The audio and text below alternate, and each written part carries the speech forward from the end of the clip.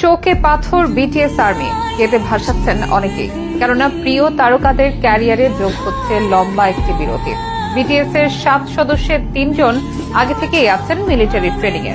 নতুন করে যোগ দিলেন বাকি 4 সদস্য, ফিরবেন 2025 সালে। দক্ষিণ কোরিয়াতে বাধ্যতামূলক মিলিটারি সার্ভিস, প্রাপ্তবয়স্ক সব ছেলেকেই নিতে হবে সামরিক প্রশিক্ষণ।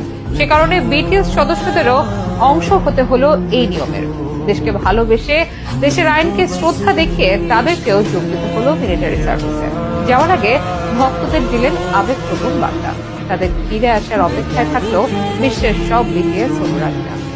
বিটিএস, যারা বাংতান বয়েজ নামেও পরিচিত, 7 সদস্যের দক্ষিণ কোরিয়ান একটি বয় ব্যান্ড, যাদের খ্যাতি রয়েছে বিশ্বজুড়ে। তাদের অসংখ্য গান স্থান পেয়েছে হিট গানের তালিকায়। এমনকি কাতার বিশ্বকাপের থিম সং ড্রিমারও গেয়েছিলেন একজন বিটিএস সদস্যই, যার নাম জাংকুক। বিশ্বজুড়ে কোটি কোটি ফ্যান রয়েছে বিটিএস ব্যান্ডের। বিটিএস আর্মি নামেই বেশি পরিচিত এসব ফ্যানেরা। বাংতান বয়েজ তথা বিটিএস এর আছে অজস্র ও বিরল সব রেকর্ড। তবে আমাদের আজকের আয়োজন সেসব নিয়ে নয়। জানাবো বিটিএস ব্যান্ডের বিরতির কথা। দীর্ঘ সময় ধরে নতুন কোনো গান আসবে না তাদের, কেউ করবেন না সোশ্যাল মিডিয়া লাইভ, থাকতে পারবেন না কোনো অনুষ্ঠানে। 2025 সালের মাঝামাঝি আবারও এক হবেন বিটিএস তারকারা। তার আগ পর্যন্ত অপেক্ষার প্রহর গুনতে হবে বিটিএস আর্মিতে। কেননা মিলিটারি সার্ভিসে যোগ দিয়েছেন বিটিএস তারকারা। সামরিক প্রশিক্ষণ নিতে আগেই 3 জন যোগ দিয়েছিলেন, বাকি 4 জনও যোগ দিলেন সম্প্রতি। এই বিরতি মানতে পারছেন না তাদের অনেক অনুরাগী। অনেকের শোকে পাথর, অনেকের চোখে জমেছে অশ্রু। সোশ্যাল মিডিয়াতেও অনেক বিটিএস আর্মি দুঃখ প্রকাশ করছেন এটিকে ঘিরে। তবে এই বিরতিটি বাধ্যতামূলক ছিল বিটিএস এর জন্য।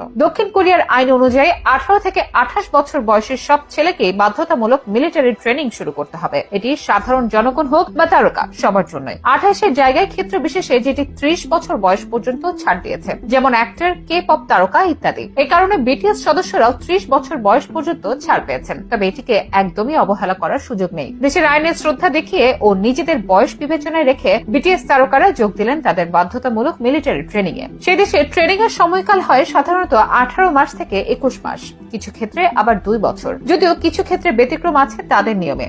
দেশের হয়ে কেউ অলিম্পিক বা এশিয়ান গেমসে স্বর্ণ জিতলে সে ছাড় পায়। বেসিক ট্রেনিং শেষেই মুক্তি মেলে। এই কারণেই ফুটবল তারকা সন হিউং-মিনের ট্রেনিং করা লেগেছে মাত্র 3 মাস। বিটিএস এর ব্যাপারেও এই নিয়ম প্রযোজ্য হবে কিনা এ ব্যাপারে অনেক আলোচনা ছিল, কেননা দক্ষিণ কোরিয়ার অর্থনীতিতে বিটিএস এর ব্যাপক অবদান। তবে পুরোপুরি প্রশিক্ষণের সিদ্ধান্ত আসে শেষ পর্যন্ত। তাই কয়েক মাস আগে থেকেই প্রশিক্ষণে আছেন জিন জে হোপ সুগা। নতুন করে যোগ দিলেন জিমিন, ভি, জাংকুক ও RM। আগামী 5 সপ্তাহ তাদের বেসিক ট্রেনিং হবে সেনা ক্যাম্পে। এরপর তারা সেনাবাহিনীর বিভিন্ন ক্ষেত্রে কাজ করবেন। ধারণা করা হচ্ছে প্রশিক্ষণ শেষে সবাই ফিরবেন 2025 সালের জুনে। বিটিএস তারকারা এই উপলক্ষে নানা রকম বার্তা দিয়েছেন ভক্তদের উদ্দেশ্যে। জাংকুক বলেছেন, একদিকে আমার